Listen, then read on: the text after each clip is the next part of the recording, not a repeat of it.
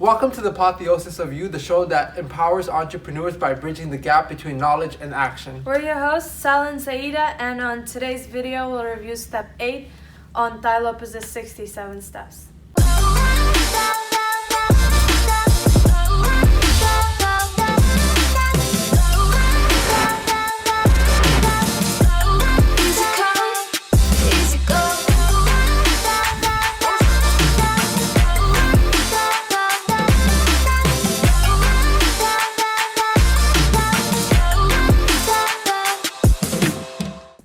Tai Lopez has been a mentor of ours, and he has amassed a huge collection of books that he reads every single day, and he has compiled those knowledge into 67 steps, 67 frameworks to the good life. And we are on step number 8, which is called the integrated good life and the 4 pillars of Eudaimonia. Now, I have a question, which is, what are the 4 pillars and what is Eudaimonia?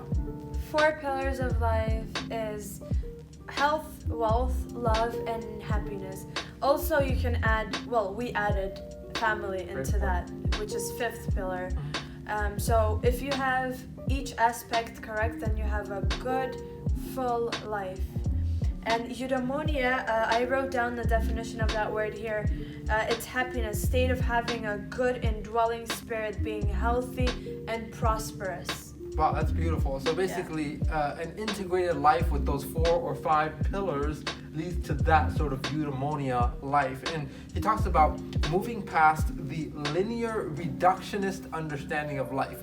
What the hell does that mean? Well, that means that most people have a compartmentalized life where, as he mentions, one week is just as okay or good as the next, as if you could interchange one week with another week.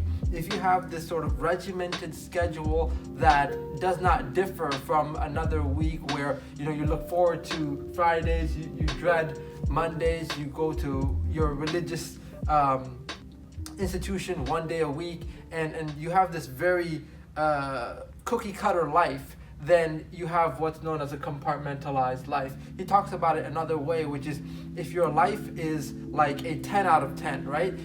That means and you break that down into your, work, life, school, business, all these different compartments.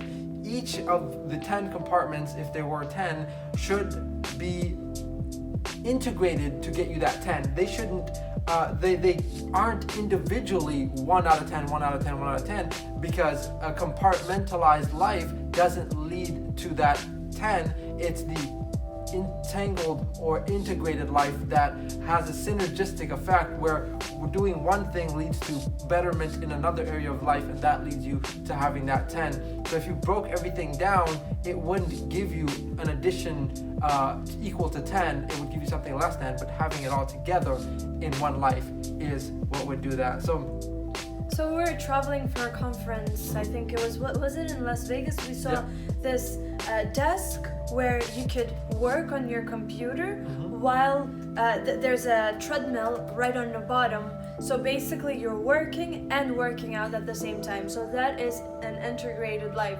You have your workout plus your work at health one. And wealth together. Health and wealth, exactly. It's like as if you are someone that believes in working out and you just compartmentalize that in the gym, but you have other opportunities throughout your day where you could put in a bit of extra calorie burning, such as taking the stairs versus taking the elevator, then that's an area where you need to be yourself in terms of following that belief that you are someone that carries health principles throughout your life, and not just keep that in the gym. Like, I only work out at the gym. If I have an opportunity to do some sort of office related work, such as working out while you're working, you also have to tap into that. That's integrating different areas of your life.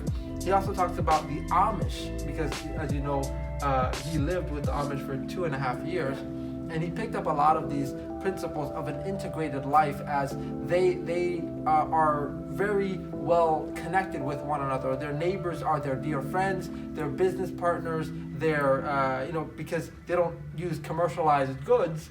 There's a person in town that specializes in one thing, and so they lean on each other for that. So their neighbors are their dear friends. They are their church members. They are their travel or business partners. And so in that way, they're not just living next to a stranger. They're living next to someone that is a very dear friend to them as well. And also, he says that Amish are very happy people. Yeah. They've done a research. Amish have the lowest rate of Cyberbullying. No, not cyberbullying. They have the lowest rate of depression and unhappy people. Yeah, exactly. And so problems of they don't have cyberbullying because the Amish don't use electricity. They have no access to the internet. They're basically wanting to live a life that's not contaminated by and lately I've been seeing more and more of this. That sort of influence, outside influence is we really have to be careful about what we allow into our minds, because we may laugh at them like, oh, they don't have all this technology, but they're the ones living happier. Exactly. No, we don't laugh at them.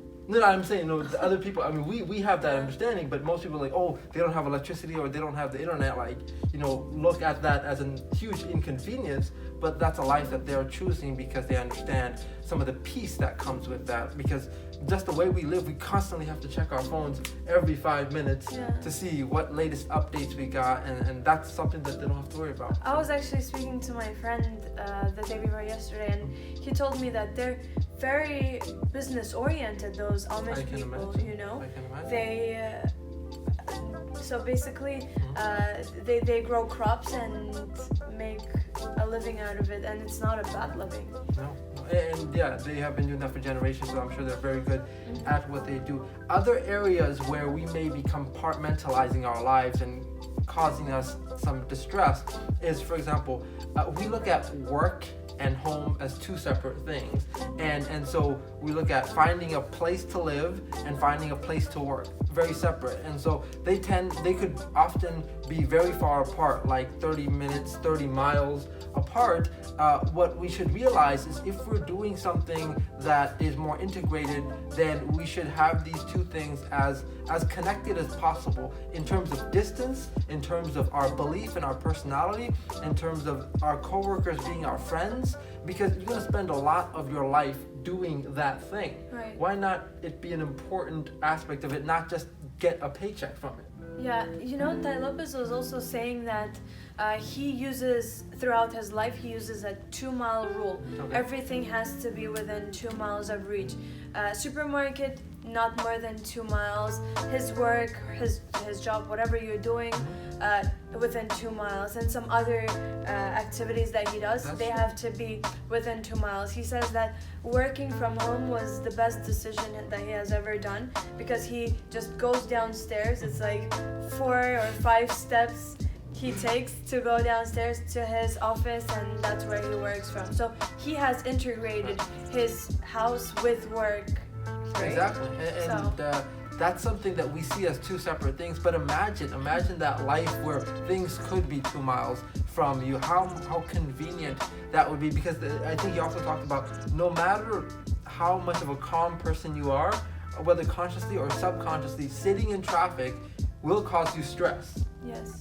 And stress is a huge proponent of these high blood pressure and cardiac distresses. And so, why do that to ourselves? I understand it seems like, lucky for those people that live 2 miles close to their work, but that's something that we can control.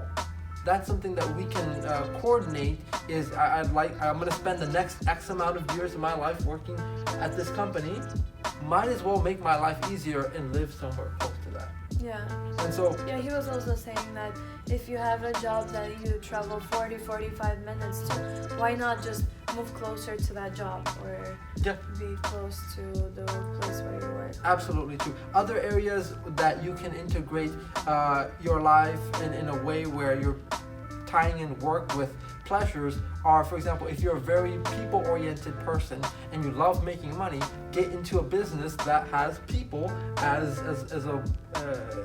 customers that you're facing and seeing every single day. One example he uses is a friend of his that has a restaurant, and he absolutely loves what he does. Not only does he make good money, but he gets to meet and engage with people. There's hundreds and thousands and infinite number of ways that you can make money. Why not do it in a way where you are happy doing it, that matches your personality and who you are on the inside?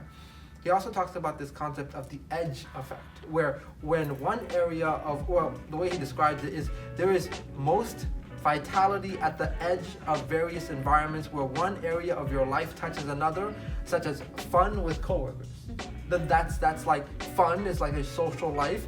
Working is your coworkers. If you intermingle that together, you will have, now friends at your job, and so it makes your life a lot more integrated and fulfilling, where you don't have to go to work with people you don't like, people that you don't spend time with outside of work, as well as family dinners with church members or whatever religious institution that you should be a part of, to have that a part of your family.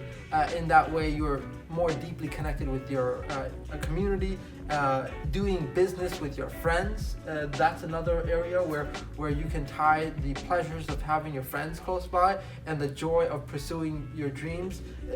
It's a wonderful way of connecting various areas of your life, so you don't have friends over here, business partners over here, co-workers over here, church members over here, all these different compartments, but you intermingle them. Other areas of topic that he discussed is try to tie these 4 or 5 pillars together. Health and wealth, just as you spoke of, and then love, family, and happiness. See if you can, he said, start with linking or integrating 2 of the 4 pillars of the good life together, and then add the 3rd, and then the Holy Grail, which is all of them together, and you will have a very, very fulfilled life. So what are some areas of our lives that we can intertwine with one another? Can we tie our health with our work? Like I think Tai said, he sits on a what are those elastic balls, like the ones that work out your core. He sits on those sometimes, or the standing desk, or the ones that have treadmills. That's a way of tying in work and health. There's other ways of tying in family with love and happiness. Or even in your case, you could walk to work.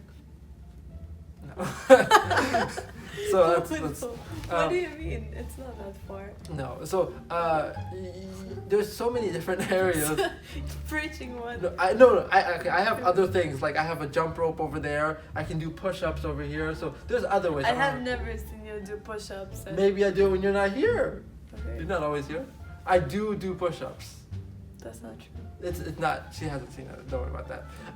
But I haven't seen you do hula hoop. Just that one time. Maybe when you're not here. I'm always here. So anyway, hopefully you guys can see the bigger picture of intertwining different parts of your life and how that can be beneficial, how that can open up new meaningful things, how you can go to bed with more peace and joy and wake up with more joy, knowing that you have friends at work, knowing that you have joy in the things that you do, because now you've intertwined different areas of your life. I will work on this, as she will, to improve these aspects of our lives. And if you want to see the complete episode 8 of the 67 Steps, we highly encourage you to invest in the 67 Steps by Tai Lopez, where he presents more of these examples to you, and it will help you understand and assimilate this into your life. So we thank you for joining us on this episode, and thank you for watching. Yeah, we'll see you on the next one. See you later. Bye.